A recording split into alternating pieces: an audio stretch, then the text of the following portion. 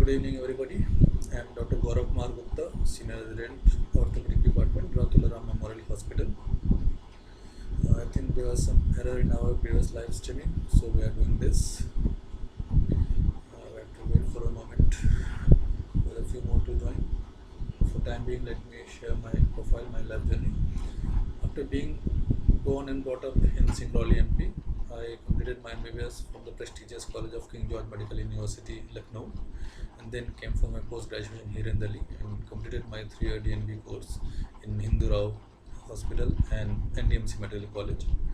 Then after gaining some experience in the private sector as a visiting consultant, currently I am working as senior resident in orthopedic departments in Ratularam Memorial Hospital, Delhi. So guys, here we are today to discuss that topic जो आजकल बस चल ही नहीं रहा बल्कि दौड़ रहा है, भाग रहा है, उछल रहा है, that is COVID. So here I am to discuss the orthopedic aspect, the problems we are facing in our daily life due to COVID-19 and subsequent lockdown. We will be discussing it under 3 scenarios. That is, one, the children who are not able to go to school and even play outside. This has caused a very high decrease in their physical activities. Secondly, the adults who are working from home, and thirdly, the housewife and elderly, which have their special needs. Coming to children, the first and foremost thing they are जहाँ पे वो पीछे रह जा रहे हैं वो है वही लैक ऑफ फिजिकल एक्टिविटी, क्योंकि ना वो बाहर स्कूल जा पा रहे हैं ना वो खेलने जा पा रहे हैं. And school and playground something which is not just for academic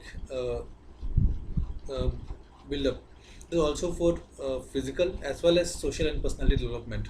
तो वो बहुत ज़्यादा ज़रूरी होता है जिस चीज़ में आजकल वो बहुत ज़्यादा लैक कर जा रहे हैं. Second thing they are lacking is in circadian pattern, मतलब सुबह जो स्लीप वेक साइकिल जो हम लोग बोलते हैं, क्योंकि सुबह उठने का कोई ऑब्लिगेशन नहीं रह गया, कोई स्कूल नहीं जाना, रात को जल्दी सोने का नहीं हो गया है, आजकल बच्चे देर रात तक टीवी मोबाइल में लगे रहते हैं.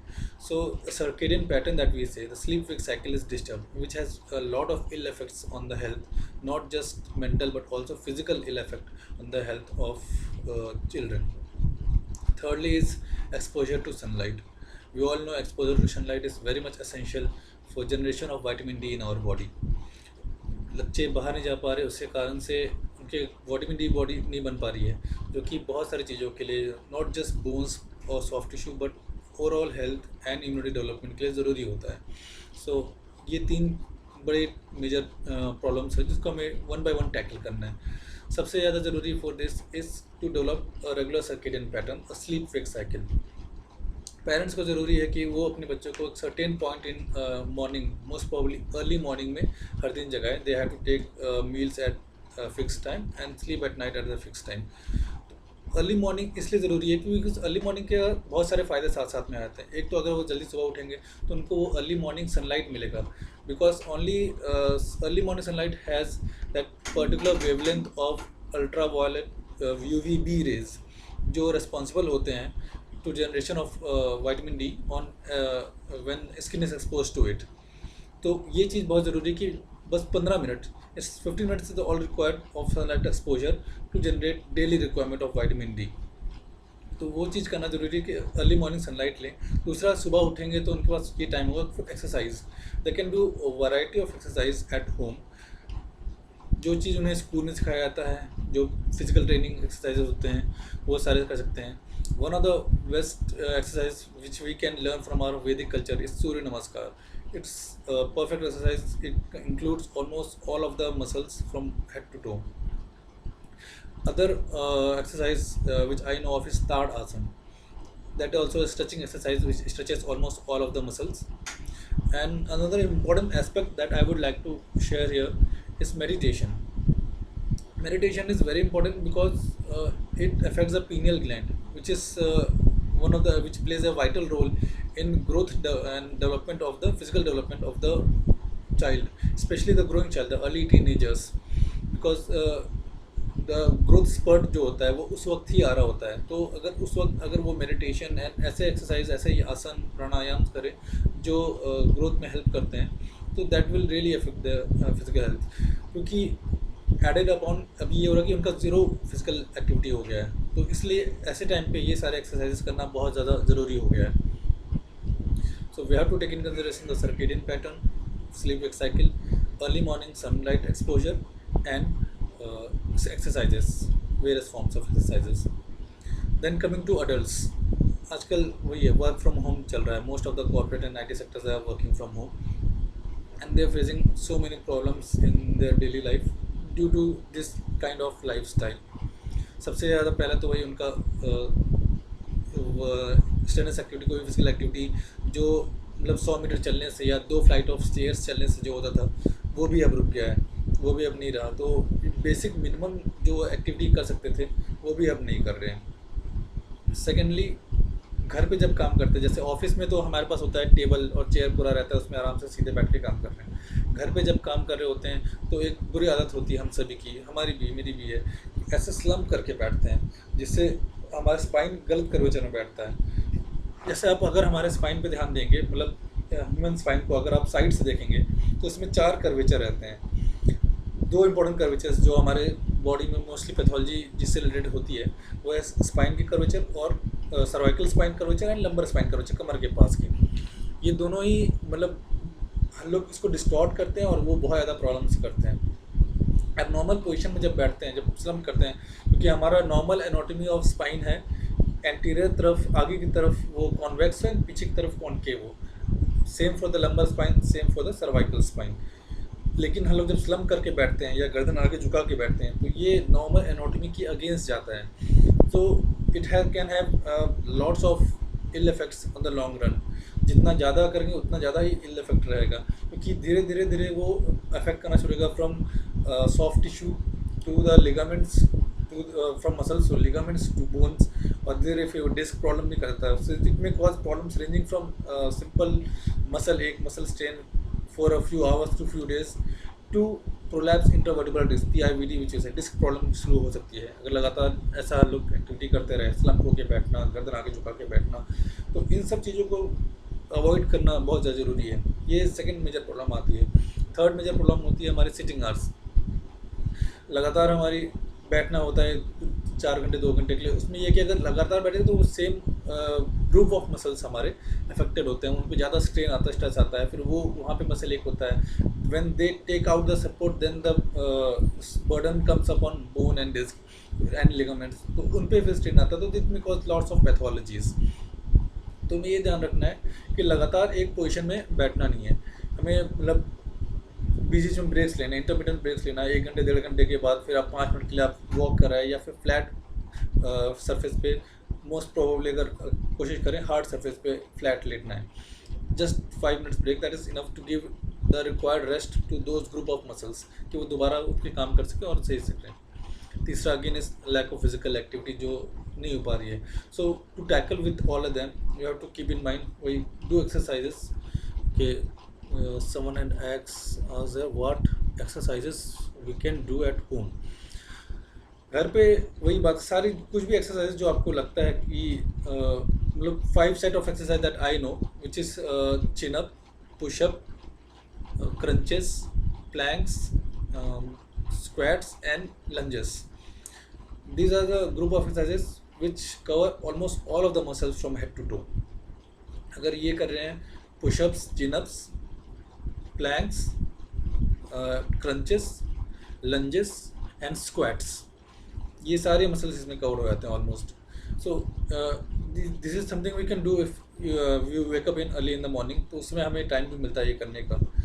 अदर एक्सरसाइजेस जैसे लॉकडाउन ईज भी हो गया है, then we can go for running outside in the parks, and if नहीं तो अपनी छत पे लोग वहाँ पे skipping, rope skipping. It doesn't require any high profile instruments. वो सिंपल एक रस्सी लेके उसमें स्किपिंग कर सकते हैं, और jogging at your own, standing at the same place, ये सारी चीज़ कर सकते हैं. तो एक्सरसाइजेस बहुत सारे हैं. आप सर्च करोगे what exercises you can do at home, you can get all thing in the Google. It's just about taking initiative, and important at this moment is to rise early in the morning. इसके भी बहुत सारे फ़ायदे जैसे मैं बता ही रहा हूँ. विटामिन डी एक्सपोजर अगेन वो तो ज़रूरी है 15 मिनट के लिए.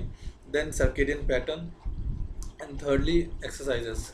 एंड यहाँ पे इस बात को मैं एम्फेसाइज करना चाहूँगा कि अगर आप सुबह उठ रहे हो, अपने बच्चों के साथ उठ रहे हो, तो आप उनको इंकरेज कर सकते हो, बच्चों को रैदर अपनी पूरी फैमिली को, कि सब साथ में मिलके एक्सरसाइज करेंगे। एक तो हेल्थ मेंटेन होएगा, दूसरा एक फैमिली बॉन्डिंग इससे बढ़ती है। It has its own psychological aspect. I think we have psychiatrist in our next session which will deal with the psychological aspects and difficulties we are facing due to COVID-19 and how to tackle it.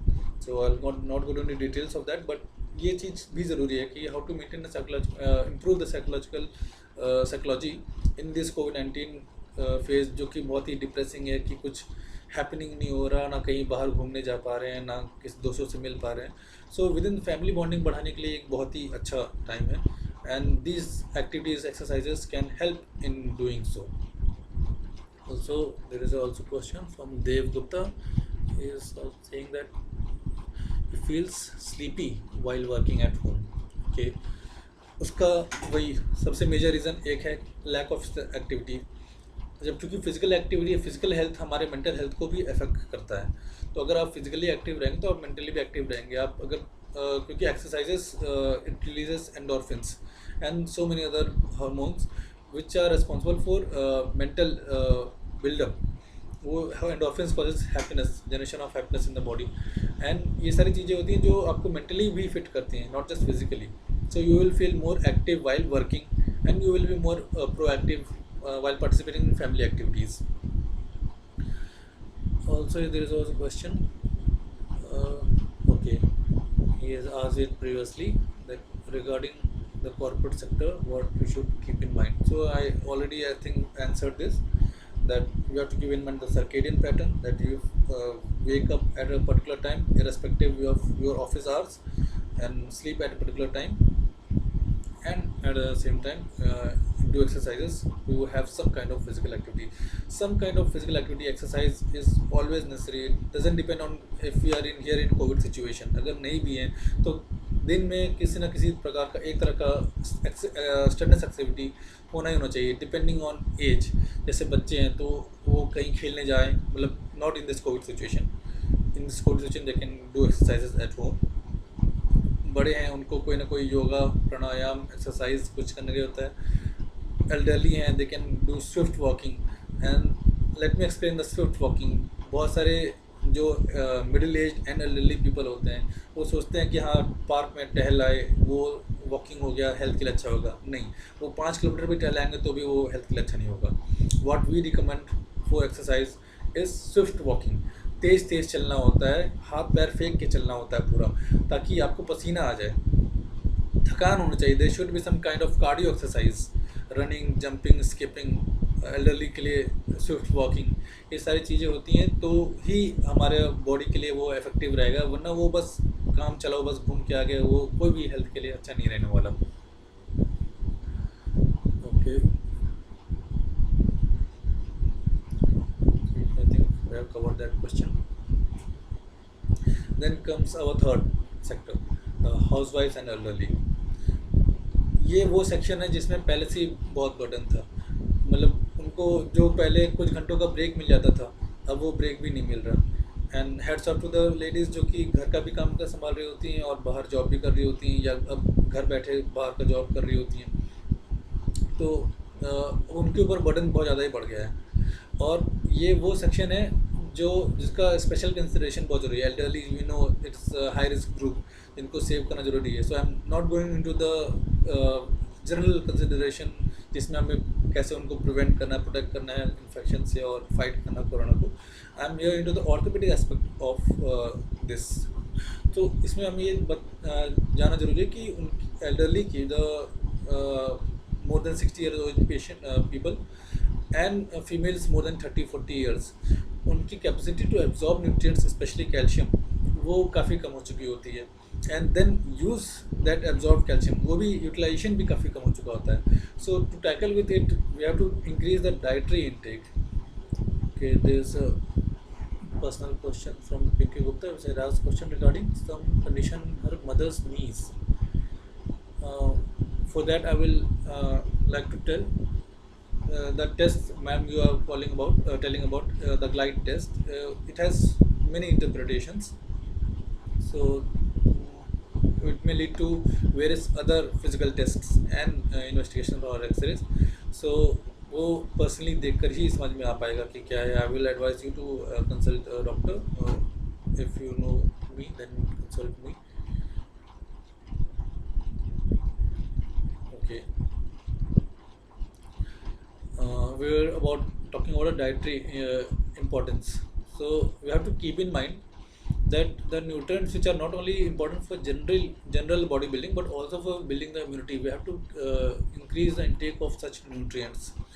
And what are those nutrients? Vitamin A, C, E. We can get that from most of the citrus fruits. मिर्च vitamin E में बहुत rich रहता है. And fruits and green leafy vegetables, they are rich in vitamin A, C, E. These are very high importance in immunity development. Then comes vitamin D. I can never emphasize enough about the importance of vitamin D, not just in bodybuilding, building of bones, muscles or other soft tissue, but also in immunity. It has certain role जिससे वो immunity development काम करता है. इसका molecular level तक हमारे books में explains है. Let's not go into that. Vitamin D के लिए as I said, sunlight exposure, precisely early morning sunlight exposure वो ज़रूरी है. Just 15 minutes for the day is enough. The other nutrients are calcium. Calcium के लिए best हमारे पास अंडा और दूध. मिल्क आई वुड से something is very under estimated. लोग सोचते हैं कि दूध केवल बच्चों के लिए है, बच्चा है दूध पीता है, ऐसा नहीं है. Milk is something which should be taken by each age group people. उसमें क्योंकि it's a complete food, it has almost all of the nutrients and optimum amount that is required by the body. And it can be taken in various forms. Milk के अलावा egg again I will say it's an ideal protein. It's said to be universal protein because it has all the essential amino acids which are essential for making the important proteins, the proteins which are very important for development of the body and for the immunity. So egg इसलिए again I would say is a very important source. And for calcium we can non-veg वालों के लिए तो मजे ही हैं, वो तो सारे उनके पास calcium, iron सब मिल जाता है non-veg से. Other important ingredients are minerals which are necessary for immunity development are iron, zinc and selenium. Again, dairy products are rich in all of these three. Egg, non-veg में सारे, I will like to emphasize on the fish because it's rich in also omega-6 fatty acids which is good for heart. It has cardioprotective action we say. And then comes nuts, cashew nut, काजू, बादाम, मूंगफली, ये सारे rich होते हैं इन सारे minerals में. And that's really helpful. And for iron I would say gur. If you are not as patient of diabetes mellitus, sugar patient नहीं है, तो सुबह सुबह एक बस जो बोलते हैं ढीला गुड़ का, आधा ढीला गुड़ का वो खाइए. That's really effective in development of iron in our body. खासकर ऐसे सिचुएशन में जब हमें रेस्पिरेटरी सिस्टम पे अटैक करता है, हमें oxygen carrying capacity of the blood वो हमें चाहिए कि अच्छी बनी रहे. तो उसके लिए ज़रूरी है कि आयरन हमारे रिजर्व्स हमारे बॉडी में अच्छे होने चाहिए.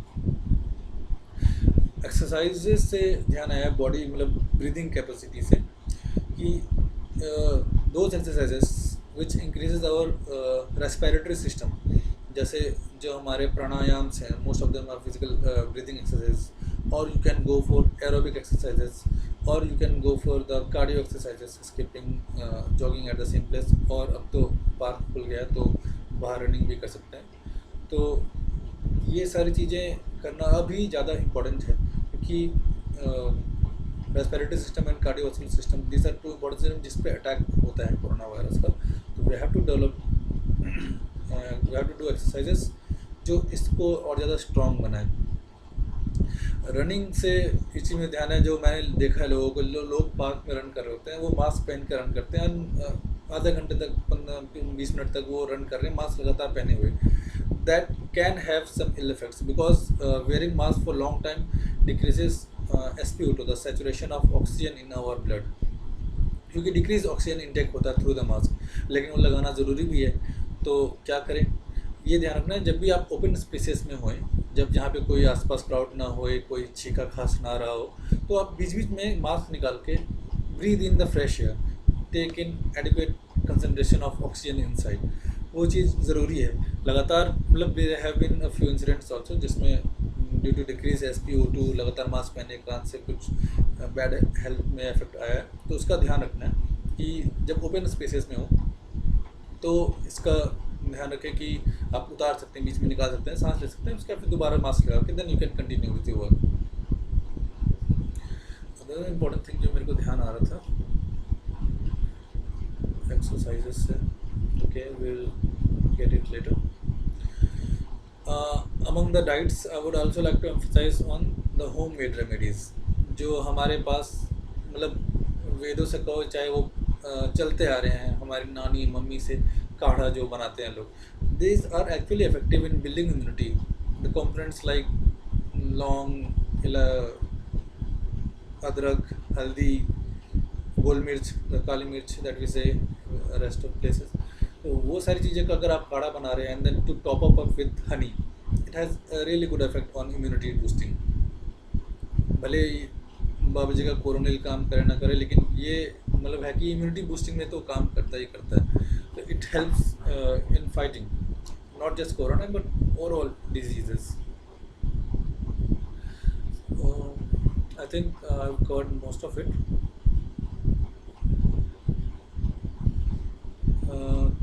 To end up, I would like to emphasize that the onus now is on the people. अब लोगों को ध्यान देना है कि क्योंकि जब गवर्नमेंट को जो करना था वो तो यार इनिशियल डेज में जो कर सकते थे उन्होंने करा।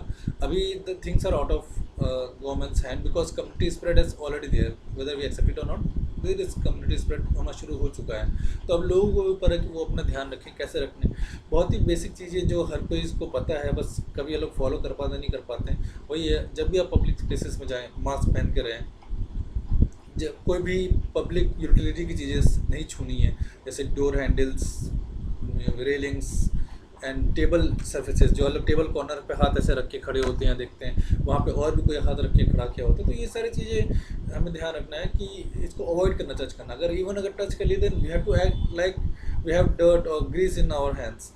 तो अगर आपके हाथ ग्रीस लगा, ऑयल लगा है, डर्ट लगा है, तो आप अपने नाक नहीं छूने वाले। तो I have to act in that way. I think I have been touched door handle in last 3 months. So if I have touched, then I have took in consideration कि हाँ मेरे को हैंड वॉश करके या sanitise करने के बाद ही मैं अब फ्री फील कर सकता हूँ कि हाँ भाई अब मेरा हाथ साफ है। तो you have to go with that imagination कि if you touch something then your hands are dirty. इसका बेसिक चीज़ को ये ध्यान देना, mask, hand hygiene and washing hands जब भी आपको मौका मिले। इन सब चीज़ों को ध्यान रखेंगे, क्राउडेड प्लेस में अवॉइड करेंगे, सोशल डिस्टेंसिंग फॉलो करेंगे, की जा सकती है if only people do that effort.